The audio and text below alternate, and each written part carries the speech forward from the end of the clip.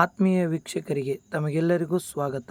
ನಾವು ಇವತ್ತು ಮುಳವಾಡ್ ಕುಸ್ನಾಳದ ಒಂದು ಪ್ರಸಿದ್ಧ ಗ್ರಾಮ ದೇವತೆಯಾದ ಮುಳವಾಡ್ ಮಹಾಲಕ್ಷ್ಮಿ ದೇವತೆಗೆ ಇವತ್ತು ಹೋಗ್ತಾ ಇದ್ದೀವಿ. ಇದೇ ನೋಡಿ ಆ ಸುಂದರವಾದ ದೇವಸ್ಥಾನ. ಮೊದಲಿಗೆ ನಾವು ಎರಡು ಸುಂದರವಾದ ದೀಪಸ್ತಂಭವನ್ನು ನೋಡುತ್ತಿದ್ದೇವೆ. ಹಚ್ಚ ಹಸುರಿನ ಹುಣಸೆ ಮರದ ಒಂದು ನೆರಳಿನಲ್ಲಿ ಈ ದೇವಸ್ಥಾನವನ್ನು ನೋಡಲು ಎರಡು ಕಣ್ಣುಗಳು ಸಾಲದು. ಈಗ ನಾವು ನೋಡ್ತಾ ಇರೋದು ಒಂದು ತುಳಸಿ ಕಟ್ಟೆ. ಅತ್ಯಂತ ಸುಂದರವಾದ ತುಳಸಿ ಕಟ್ಟೆಯನ್ನು ದೇವಸ್ಥಾನದ ಮುಂಭಾಗದಲ್ಲಿ ಕಟ್ಟಲಾಗಿದೆ. ಹಾಗೆ ಬಲಗಡೆ ಮತ್ತು ಎಡಗಡೆ ಎರಡು ದೀಪಸ್ತಂಭಗಳಿವೆ.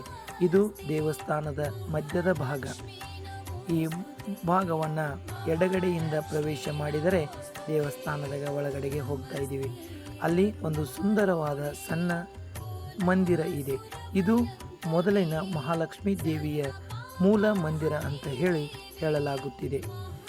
ಮುಂದೆ ಒಂದು ದೊಡ್ಡದಾದ ಬೃಹದಾಕಾರ ಗಂಟೆಯನ್ನು ಮತ್ತು ತೊಟ್ಟಿಲುಗಳನ್ನು ತೂಗ್ತಾ ಇದ್ದಾವೆ. ಈ ತೊಟ್ಟಿಲಿನ ವಿಶೇಷತೆ ಏನಂತಪ್ಪ ಅಂತಂದರೆ, ಯಾರಿಗೆ ಮಕ್ಕಳಾಗಿಲ್ಲವೋ ಈ ತೊಟ್ಟಿಲನ್ನು ತೂಗಿದರೆ ಅವರಿಗೆ ಮಕ್ಕಳ ಭಾಗ್ಯ ಕರುಣಿಸುತ್ತಾಳೆ ಎಂದು ನಂಬಿಕೆ ಇದೆ. ಈಗ ನಾವು ನೋಡ್ತಾ ಇರುವುದು ಎರಡು ಒಂದು ಸುಂದರವಾದ ಒಂದು ಕೆತ್ತನೆಯ ಮೂರ್ತಿಗಳು. ಈಗ ನಾವು ಹೋಗ್ತಾ ಇರುವುದು ದೇವಸ್ಥಾನದ ಹಿಂಬದಿಯಲ್ಲಿ.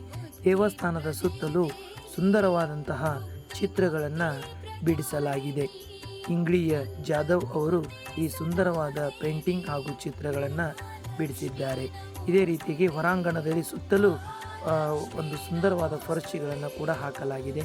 ಹಿಂಬದಿಯಲ್ಲಿ ಮಹಾಲಕ್ಷ್ಮಿಯ ಚಿತ್ರ ಮತ್ತು ಎರಡು ಆನೆಗಳ ಚಿತ್ರವನ್ನು ನಾವು ಈ ದೃಶ್ಯದಲ್ಲಿ ಕಾಣ್ತಾ ಇದ್ದೀವಿ.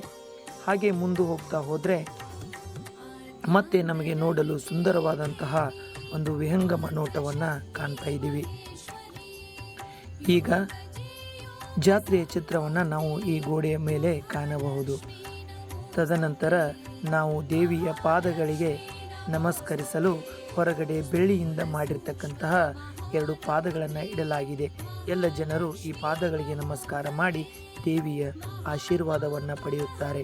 ನಂತರ ನಾವು ಗರ್ಭಗುಡಿಯ ಒಳಗಡೆ ನೋಡಿದಾಗ ಮಹಾಲಕ್ಷ್ಮೀ ದೇವಿಯ ಒಂದು ಸುಂದರವಾದಂತಹ ಮೂರ್ತಿಯನ್ನು ನಾವು ನೋಡಬಹುದು.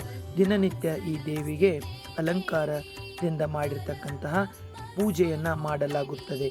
ಸಂಜೆಯ ವೇಳೆಗೆ ಮತ್ತು ಬೆಳಗಿನ ವೇಳೆಗೆ ಪೂಜೆಯನ್ನು ಮಾಡೋ ಕೊನೆಗೆ ಈ ದರ್ಶನವನ್ನು ಮಾಡಿ ತಾವು ದೇವಿಯ ಕೃಪೆಗೆ ಪಾತ್ರರಾಗಬೇಕೆಂದು ಹೇಳಿ ಈ ವಿಡಿಯೋ ಮಾಡಲು ನನಗೆ ಪ್ರೇರಣೆ ನೀಡಿದಂತಹ ತಮಗೆಲ್ಲರಿಗೂ ತುಂಬು ಹೃದಯದ ಧನ್ಯವಾದಗಳು.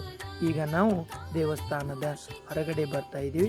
ಹೊರಗಡೆ ಬಂದ ತಕ್ಷಣ ದೇವರ ಒಂದು ಸುಂದರವಾದಂತಹ ಈ ಮಂದಿರವನ್ನು ನೋಡಬಹುದು. ಅಷ್ಟೇ ಅಲ್ಲದೆ ಹೊರಗಡೆ ಈ ಹುಣಸೆ ಮರದ ಒಂದು ಎರಡೂ ಬದಿಯಲ್ಲಿ ಹುಣಸೆ ಮರದ ಗಿಡಗಳನ್ನು ಬೆಳೆಯಲಾಗಿದೆ. ಇದನ್ನು ನೋಡಲು ಎರಡು ಕಣ್ಣುಗಳು ಸಾಲದು. ಆ ಮಹಾಲಕ್ಷ್ಮೀ ದೇವಿಯ ಕೃಪೆ ತಮ್ಮ ಮೇಲೆ ಸದಾ ಹೀಗೆ ಇರಲಿ ಎಂದು ಆಶಿಸುವೆ. ಧನ್ಯವಾದಗಳು.